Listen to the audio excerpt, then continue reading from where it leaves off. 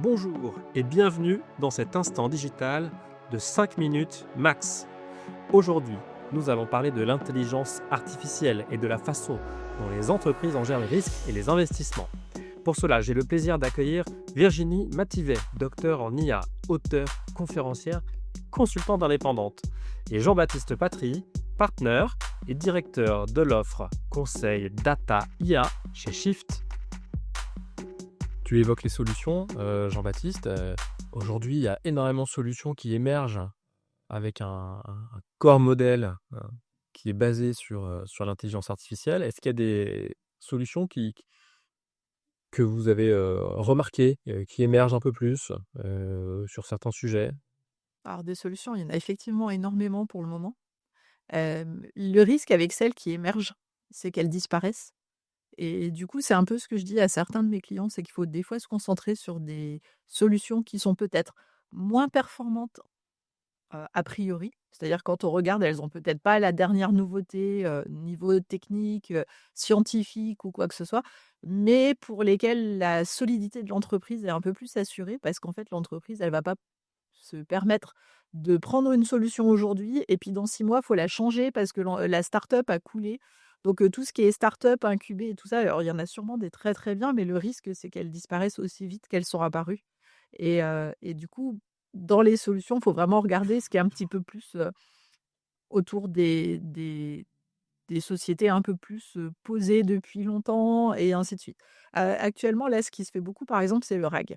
Le RAG, c'est permettre à une entreprise de chercher des informations dans sa base de données interne de, fichiers PDF, PowerPoint et ainsi de suite. Donc toute sa connaissance qui est pas structurée, qui est pas dans des bases de données et ces solutions de RAG, il y en a à peu près tous les jours des nouvelles qui apparaissent. Et là, j'ai travaillé pour un client sur un benchmark RAG et à un moment donné, j'ai dû dire: «Stop, j'arrête d'intégrer des solutions dans mon benchmark parce que sinon je vais jamais finir mon benchmark, en fait». Il y en a tellement qui sortent tout le temps et du coup, il faut se dire: «OK, mais en fait, il faut regarder, est-ce qu'il y a de la pérennité potentielle dans l'entreprise? Est-ce que ça va pouvoir rester?»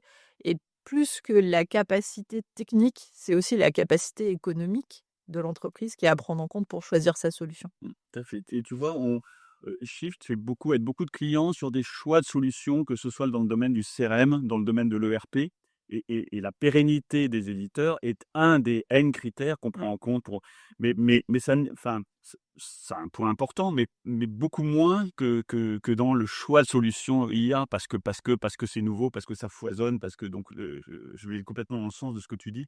C'est vraiment à prendre en compte, quoi.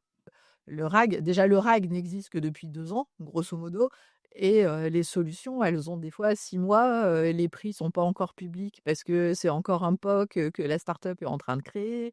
Elles vont se faire racheter pas mal et elles vont disparaître aussi pas mal. On est dans la phase d'explosion, mais il va y avoir une phase d'implosion après. Donc du coup, forcément, ça va trier un petit peu le marché et ça a toujours été un critère, la pérennité des entreprises. Mais pour les solutions d'IA, c'est un critère qui est D'accord, hyper important. tout à fait.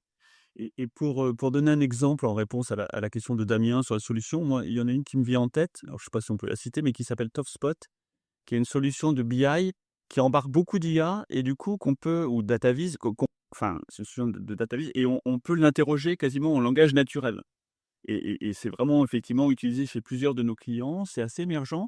C'est pas une mini start-up parce qu'ils ont déjà une certaine, assise, mais voilà un exemple des exemples comme ça, il y en a beaucoup et dans tous les domaines. Effectivement, la difficulté, c'est d'y voir clair et je dirais de garder le cap par rapport à ce qu'on veut, par rapport à la maturité aussi à laquelle on veut aller. Moi, j'ai des clients qui me disent il y en a un qui m'a dit récemment: «Je dis à mes équipes qu'on est comme des cyclistes, c'est-à-dire il faut pas qu'on soit par rapport à l'IA en je dirais bêta-testeur, enfin en tête de à tout tester et cetera. Faut surtout pas qu'on soit non plus, à l'arrière du peloton parce qu'on pourra pas réagir rapidement pour prendre des opportunités. Restons au milieu et avançons, quoi». Ah, faut pas rester dans la voiture balai par contre. C'est ça le risque en fait. Et pour l'application dont tu parlais, j'ai des clients moi qui utilisent Snowflake.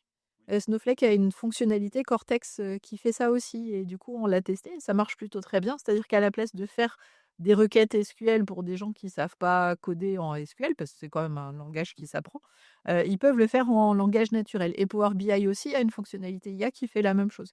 L'avantage, c'est que là, bah, Snowflake et Power BI sont déjà bien installés on va dire. Donc c'est vrai que ça permet d'avoir des choses qui sont un peu plus fiables, même s'ils sont effectivement moins performants que des solutions spécifiques sur ça, pour l'instant en tout cas, mais je pense que ça va. De toute façon, beaucoup de grosses sociétés vont racheter les petites pour les intégrer dans leurs solutions à un moment donné en plus. Merci pour votre écoute. J'espère que cet instant digital vous a apporté un éclairage utile. Pour toute question ou feedback, n'hésitez pas à nous envoyer un email sur contact@shift.fr. À bientôt.